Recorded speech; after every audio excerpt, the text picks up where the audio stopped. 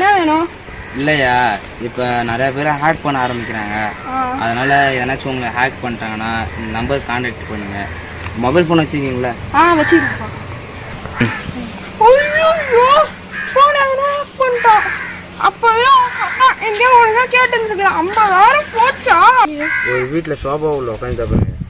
ஒரு வீட்டில் சோபா உள்ள உட்காந்து யூஸ் பண்ணுங்க. இது அட்ரஸ் எடுத்துறேன். என் அக்கௌண்ட் எதுவும் ஹேக் பண்ண? எனக்கு 50,000 எதுவும் எடுத்துருந்தேன்.